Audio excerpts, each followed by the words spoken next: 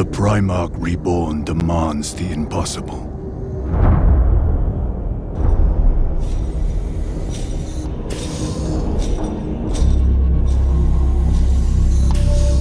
They await your presence, my lord. He commands us to reconquer the 500 worlds of Ultramar. In the 10,000 years between his death and rebirth, how many worlds have been scoured by the archenemy? Devoured by the monsters of the hive mind? Sacrificed on the altar of exterminatus? He is a demigod out of time, fighting for a golden age that can never dawn again. Welcome home. Rise, Demetrian Titus, Master of the Watch, Captain of the Second Company, Warden of Ultramar!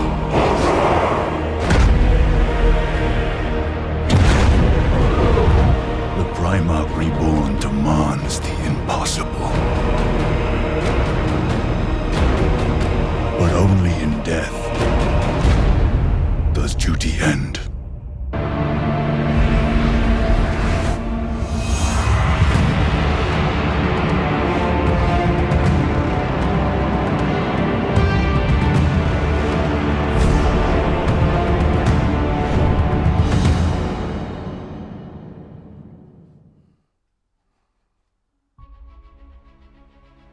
The enemies of Ultramar. What is Titus up against? Ultramar is a realm that has stood for over 10,000 years. A pocket empire within the greater Imperium. It is the home of the celebrated Ultramarines and their sire, the Primarch Reborn, Roboute Guilliman.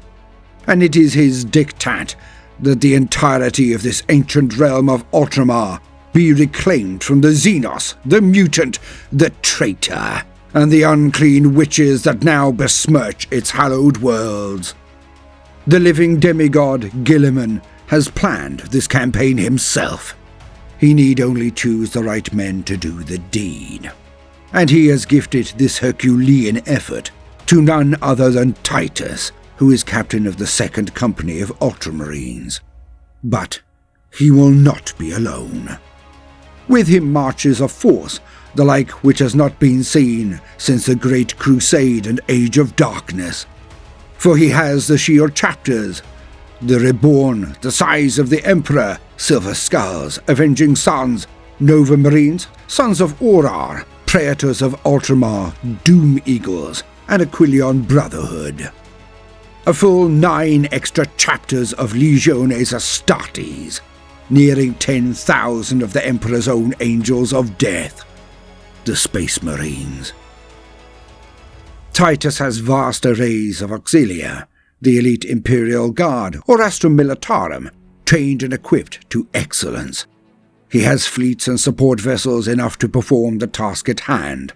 Well, according to the machinations and cogitations of the Primarch. But is there any force that can stop them? Such a powerful army, led by such a paragon, executing the very battle plans of a living Primarch. Surely, nothing can stand in their way. Oh, if only that were truly the case. For, in my humble opinion, the Primarch still has the heady days of the Great Crusade in his eyes, colouring his perception and estimation of the task he sets before a mere man, no matter how experienced or worthy. In the days of the Great Crusade, there were no titans of warfare to match their strategic might against the Primarchs. In all those days, only 2 foes were truly a struggle for the ever-conquering armies of the Emperor. For 2 centuries and more, the Primarchs led the legions across the stars, locating, estimating, and then annihilating any and all foes they discovered. In 2 centuries or more, it was only the Rangdan and the Ork Empire around Ullanor that truly tested the skill, resolve, and resilience of the legions. So, from the experience of the Lord Protector, Guilliman, none can stand before the collected might of the Marines.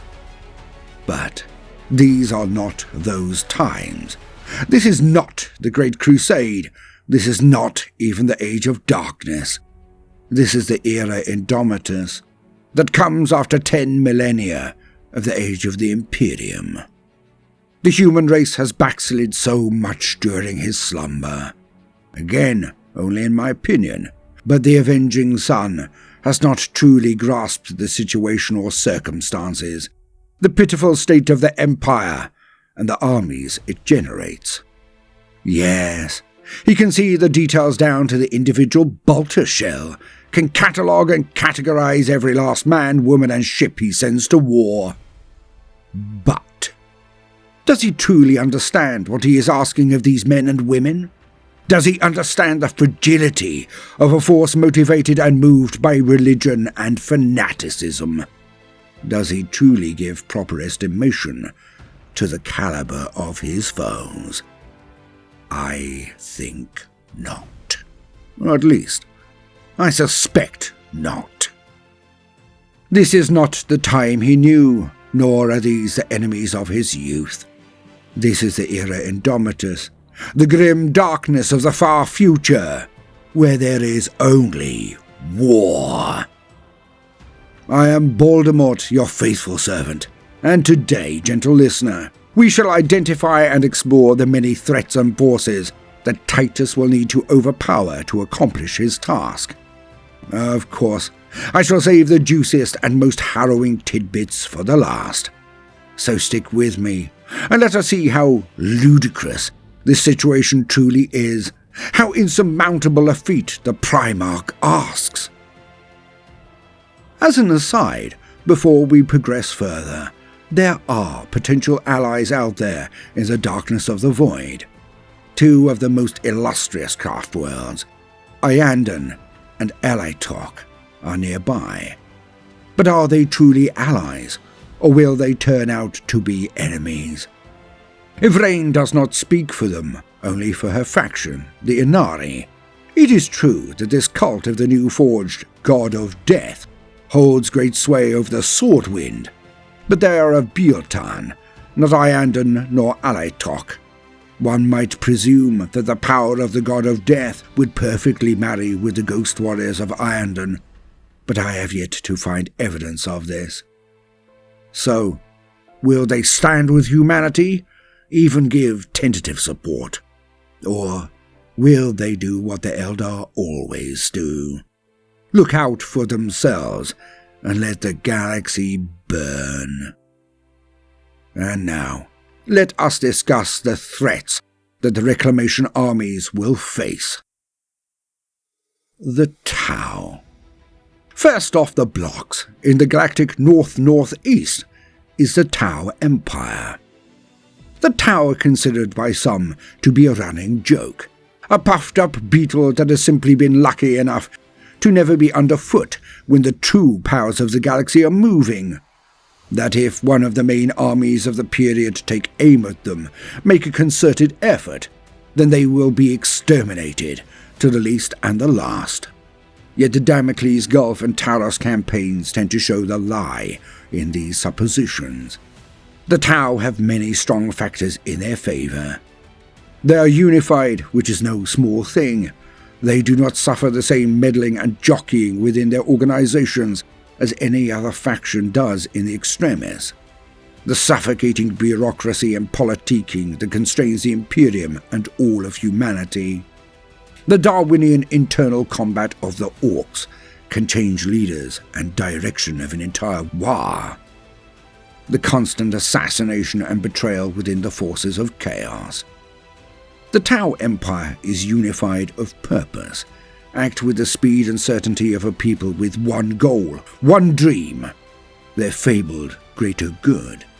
The Tau Empire is also free of the hidebound doctrinal stagnation of the Imperium. If something does not work, especially when lives are at risk, they instantly shift approach and activity. The Imperial war machine is a lumbering sluggard in comparison. Even with the Primarch reborn at the helm, it takes time for cultures to change, and the avenging sun has been awake for the flicker of an eyelid compared to the entrenched monolithic institutions he attempts to reinvigorate.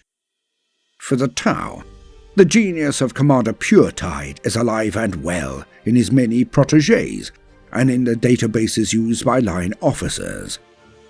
He was a savant of strategy and tactics that some say was comparable to even a top-tier Primarch. His teachings have gifted victory to the Tau for 5 sphere expansions. So, they are hardly slouches on the battlefield. The ability of the Tau to advance and adapt to new circumstances is phenomenal for this period. They have created and mass-produced armoured power suits for nearly every task, learning from the bitter defeats meted out at the hands of knights and titans, and it was only a few decades before the very same equivalents were rolling off Tau factory lines. The Tau forces are broken into 2 separate realms, the Tau Empire proper and the Farsight enclaves. But if they are assailed in strength, then, at the very least, the enclaves will assist the greater empire. It remains to be seen if the opposite is true, of course. Yet the very first hurdle to be leapt would be in Void War. The Imperium is a Goliath in this attribute.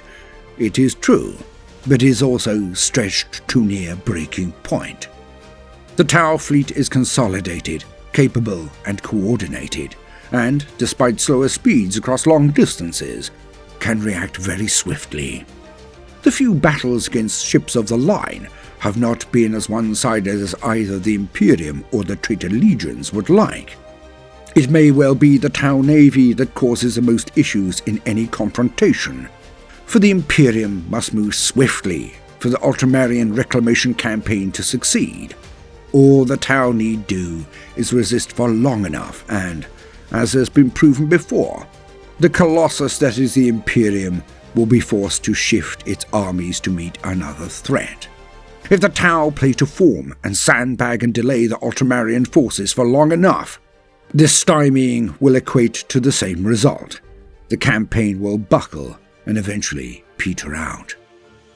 Nor is the Primarch truly aware of the Tau ways of war, the Mont'ka and Chaon, so how can he truly have planned this expedition with them in mind? A severe weakness, if I can be so bold. And now to the next, the Pale King and Scourge Stars. To the northeast of Ultramar is a ragged swirl of horror known as the Scourge Stars.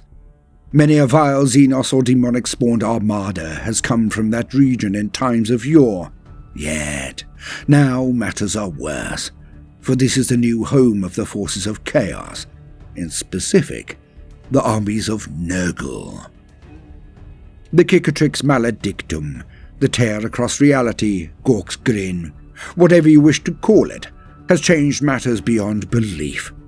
The forces of chaos can simply march out of this warp tear. The walls between real space and the warp thinner than any time before, and the energies that emanate from this anomaly not only give ingress to real space, but also offers sustenance to those neverborn who make the transit. It is now far easier for demons to dwell for even extended periods in the mortal realms. And, of course, this new paradigm is being exploited to the maximum by all of the players of the great game, the 4 dark gods of chaos. It is Nurgle who claims the Scourge Stars and has constructed his greatest base of operations there, and, no surprise to any, it is the brother of Roboute, the Primarch Mortarion, the Pale King of the Death Guard Legion, who holds court there.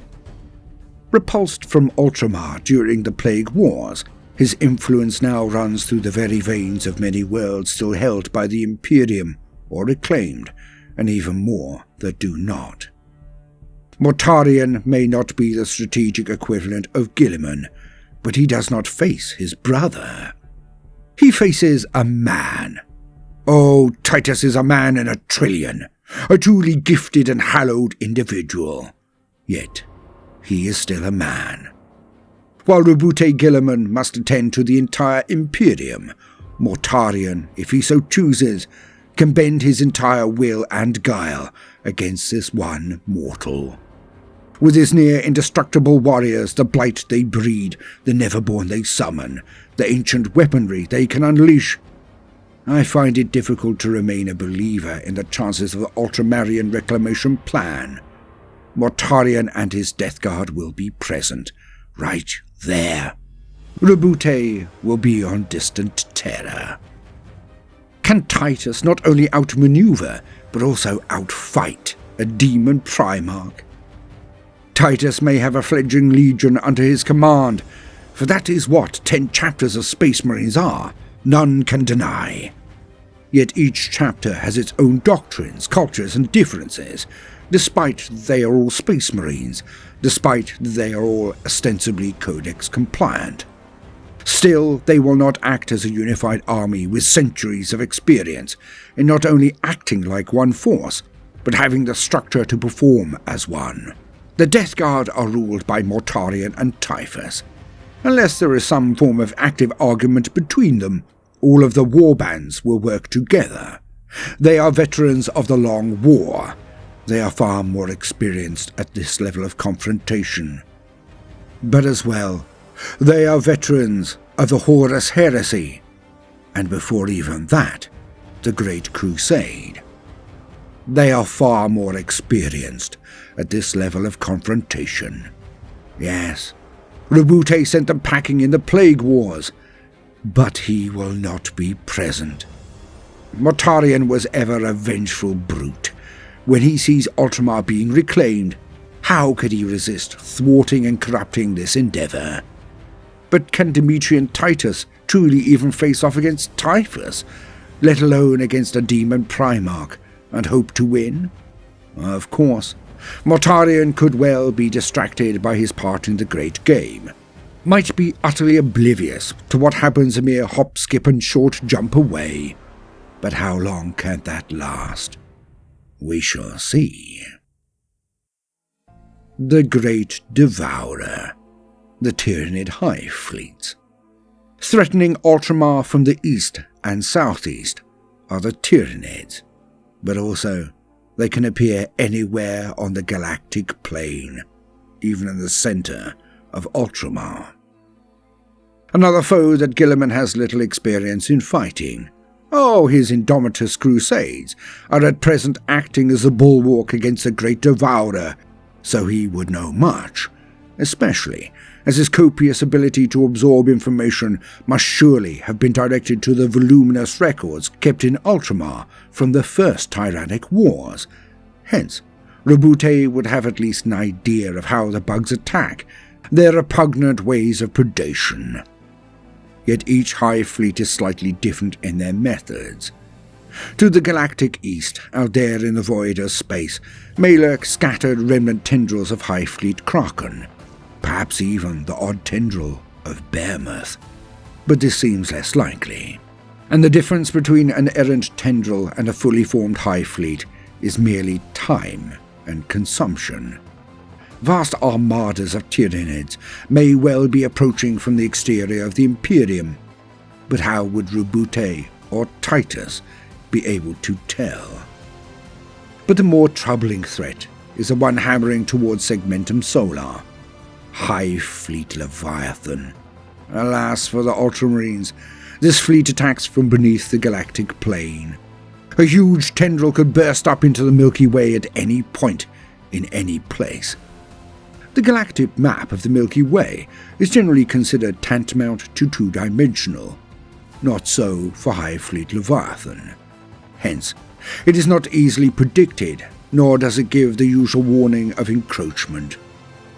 Roboute must not only reclaim Ultramar, but, due to this terrible threat, he would be better placed to follow the intent of his brother Rogul, for he will need to expend vast resources to fortify every region and sector of his realm.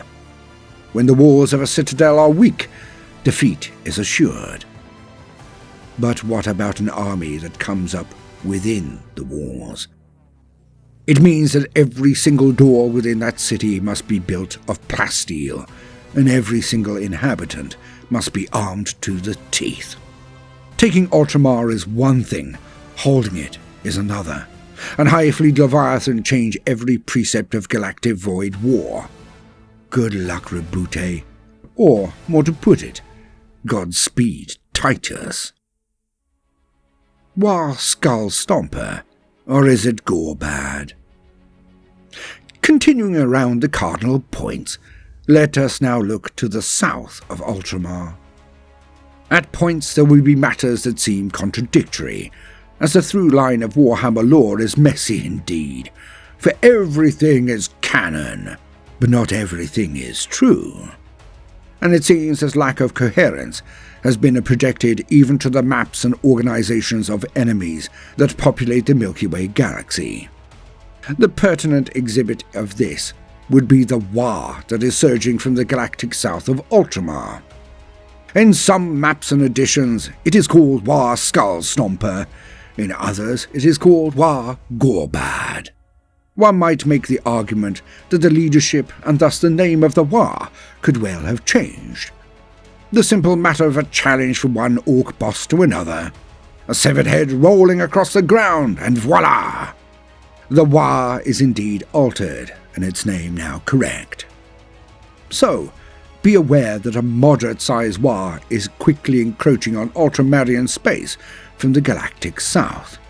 Yet this I consider one of the lesser threats to the realm that was, and perhaps shall be again. So let us up the ante, and get on to what I consider the meatiest threats. The Nihilakh dynasty. To the southwest is a rousing empire of the Nihilakh dynasty. Loyal to the Silent King, they are a powerful dynasty, known for their vast arrays of weaponry and esoteric resources.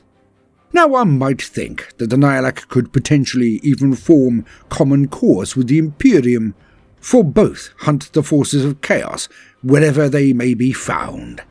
But the old axiom, "the enemy of my enemy is my friend," rings very hollow in this situation. The Necrons do not see the younger races as equals, nor even truly capable of ever becoming so. The natural malevolence and arrogance of the Necron tier has only been enhanced by the biotransference and subsequently been further augmented by their eons-long slumber. If the Necrons could ever have been allies with the Imperium is a matter for a much more in-depth analysis, for there are subtle tells here and there. But if this were ever to be possible, it would not be with this bunch. They are the ones who are the most energetic in the erection of pariah nexus effects, or regions. The Nihilakh are the ones who are battling the Mechanicum and all humans who attempt to penetrate or properly perceive the regions where the Imperium, the warp, is suppressed. They are the architects of distilling. Though they are indeed distracted by their tasks for the Silent King and the war against Archmagos Belisarius Call, the battles for Blackstone and Pylon alike, it would only take one order from the Triarch to mobilize them against the Ultramarian realm. And of course, that would be a terrible blow to all of Ultramar. Now, to my penultimate selected threat. The arch-arsonist of the Charadon Empire. To the west of Ultramar is the Charadon Empire, and it is no laughing matter. This is the oldest and most powerful of all of the Orkide empires that survived the Great Crusade, though some older lore conflicts with this statement again. Some notes, it is a recent event that was born in the usual way, as a Waaagh. Yet I believe the more solid information about this region is the initial statement. Touted as being only a fraction less potent than the legendary realm of Ullanor, and that, of course, of the Beast, it is a threat to not only Ultramar, but the entire Imperium. Some records show it as covering a full quarter of the Ultimus Segmentum, which is the largest of them all. The Arch-Arsonist is a title more than an individual, but it must be an orc of phenomenal might. and some say that whichever green-skin that rules here as arch-arsonist must only be a mere steps behind the great Gazgul Mag Uruk Thraka, the prophet of Gork and Mork. The suspected present incumbent of the throne is the big boss, Snagrod. The very same Snagrod who attacked Rin's world and, with the help of an ammunition mishap destroying the chapter monastery, nearly knocked the redoubtable Crimson Fist out of the running. In other words, he nearly killed them all. Snagrod himself is a terrifying specimen of an orc, not just in size, which rivals that of Gazgul, but also in cunning. Snagrod is an orc in a billion, because he does not just whack things with all his might. He acts as a true general of the green tide. Using disruption tactics, Snagrod has been known to identify and eliminate communications arrays and other hubs of alert, and when your comms are disabled, that can only lead to one thing: invasion. But he is an orky orc all right. When engaged with an enemy, he will send out vox traffic like a river, further disrupting any attempt at organization. But it is not just static or some orc messing about. No, Snagrod will take to the mic and offer hours-long diatribes against the resisting forces. Both inventive and enthusiastic, these bellowed diatribes of invective can have a truly deleterious effect on morale. In more simple parlance, there is nothing so demoralizing as having an orc of all things tell you how stupid, weak and outmatched you are. Snagrod is also a showman, signposting his attack on Rin's world, and even then, he was not defeated. He launched a colossal war into the Loki sector, so very close to Ultramar, and it swept away all before it. There are worlds and systems entire that are still held by the Greenskins from the all-consuming march of the Orks, and that was but a fraction of the power at his disposal. Now many will equate Snagrod's forces with the same scene in a standard war.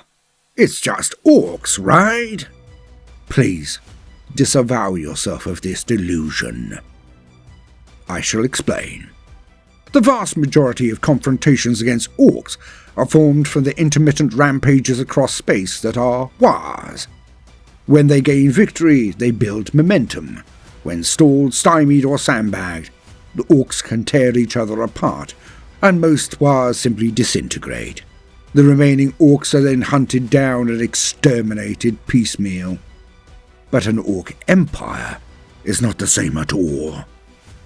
For they are orcs, it is true, but they are also in possession of an arsenal that beggars belief. When there are enough orcs in one place, their specialist forms come to the fore. Weird boys, pain boys, herds, and big mechs are born in a landslide. And then, the mind-bending lethality of the orcoid is unleashed.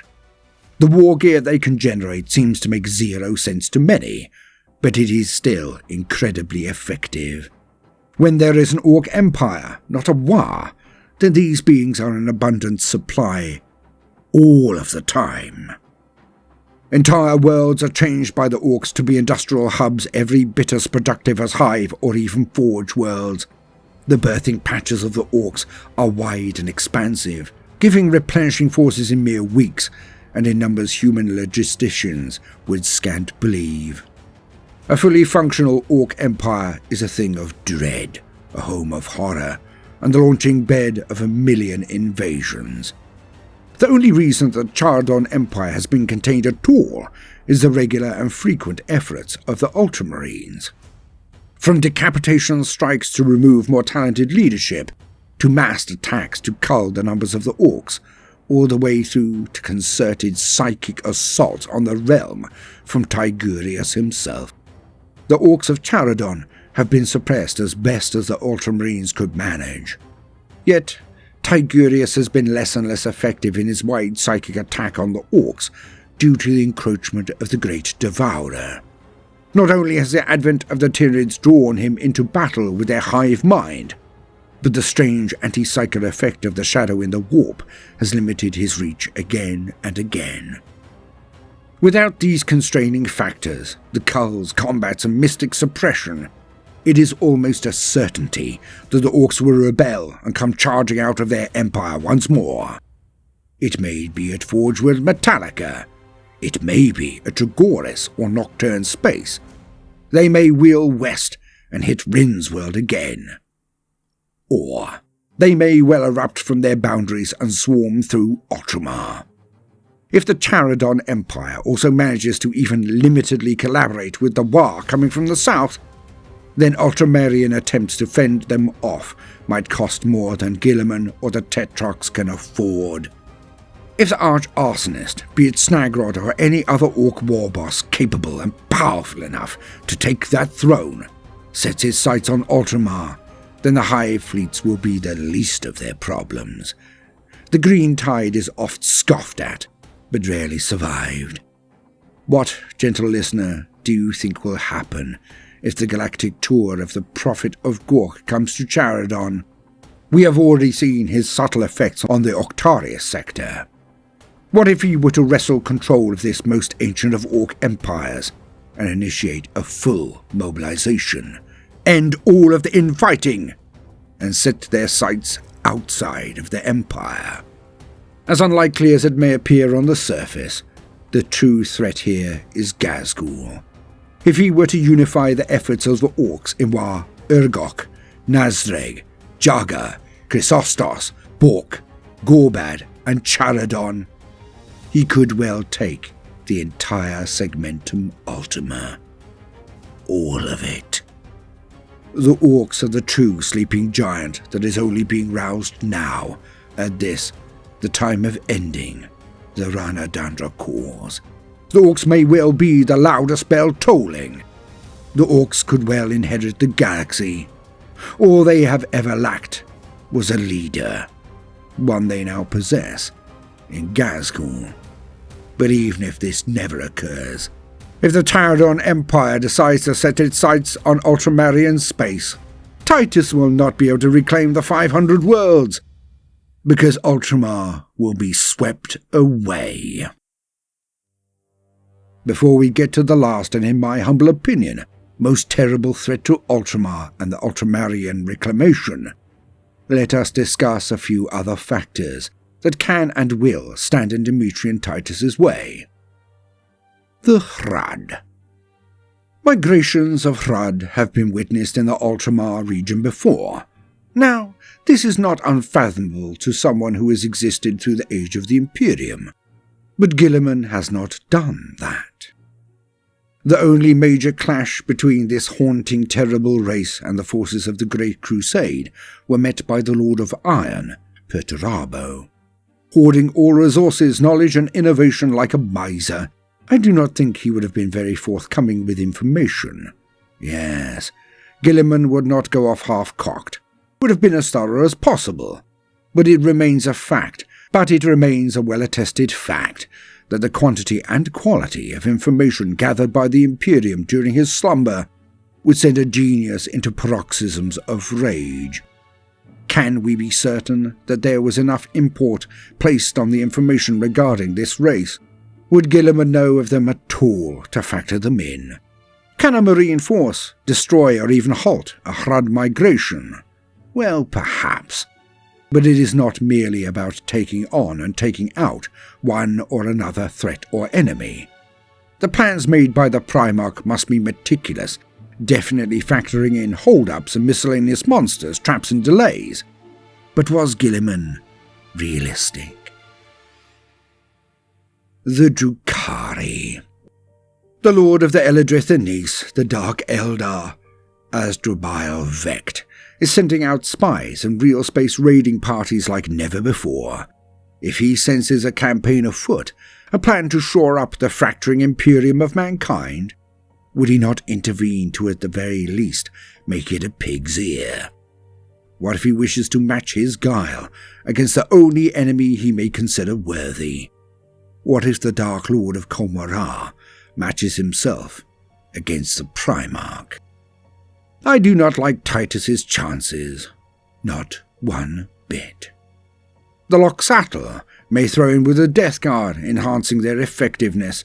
The Rakgol Raiders, Tyrellians, Kroot, Cyrus, and Indar are also rogue elements that could affect, if not entirely capsize, the well-laid plans of mice and men. Or those of a Primarch. People forget that there is so much out there in the darkness of the void, so many enemies of humanity. The Imperium is not a tyranny for no reason. It is one out of sheer necessity. As was seen in Old Night, the Age of Strife, all it takes is one whiff of weakness, one drop of blood in the water, and the galaxy turns on humanity. For in the grim darkness of the far future, everything and everyone wishes humanity enslaved, dominated, or dead. But this is not all. For Roboute Guilliman is an advocate and adherent of the imperial truth. It runs through his heart and soul, like the gene-crafted blood runs through his very veins. Guilliman was not a loud voice at Nicaea, and also had Librarius. He witnessed the greatest psyker of all time, the Emperor of Mankind, and he has matched himself against Nurgle and seen the power of gods. But he is not, and never was, a master of the mystic arts. Can Guilliman even compromise the revelation and reality of the psychic awakening? Did he factor in the hellscape that must be most worlds outside of the Imperium, now that a far greater proportion of its people are psychers, and ones that have never been soul-forged? Does he truly understand the power that an alpha-grade psyker can unleash?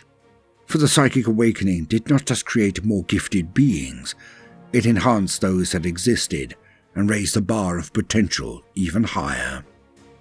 The event has never truly been given its proper due. It changes literally everything. Can the mind of a strategist from an era of logic ever truly understand that the reality once knew is gone?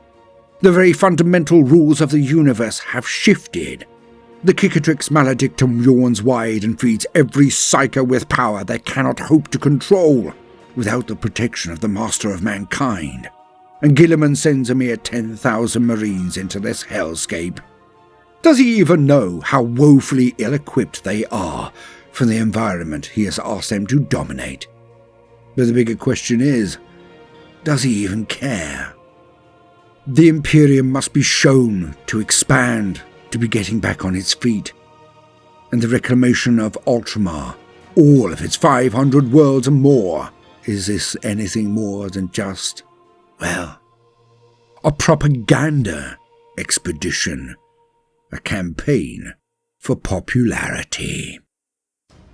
And now we come to the last. The ultimate threat to Titus, the Ultramarian forces, and, if I am right, the galaxy as a whole. It has been 6 years since I have thumped this tub, so let's have at it. Of course, I can only be speaking of the Sautek dynasty.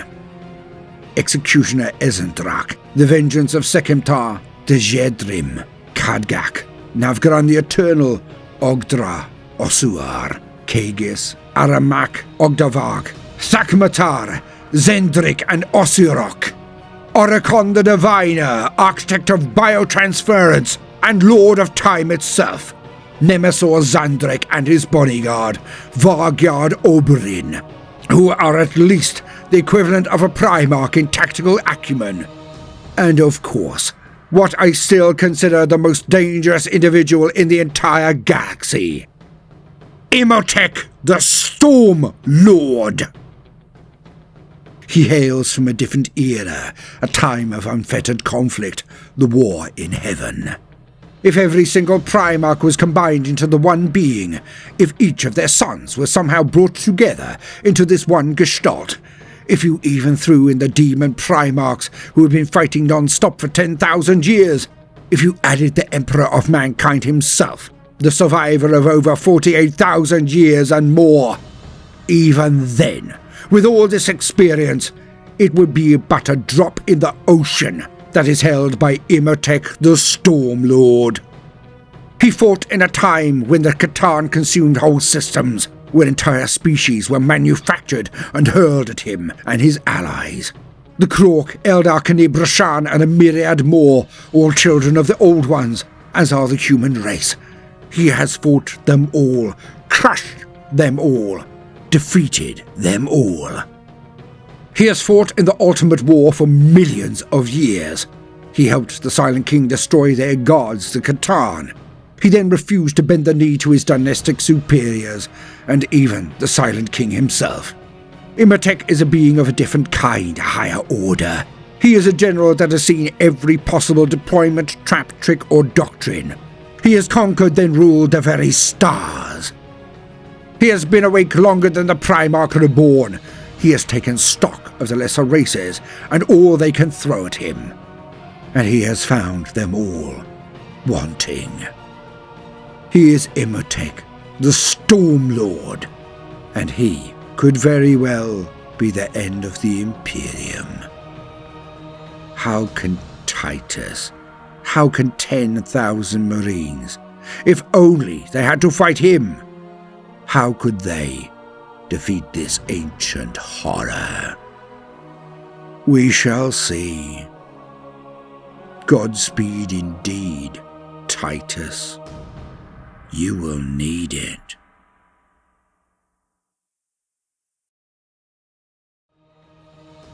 I have been Baldermort, your faithful servant. Like and subscribe, all the usual. And of course, there are links to Patreon and affiliate programs in the description to this video, and the pinned comment. Now, no matter what you do today, do try to make some time for fun. Toodaloo.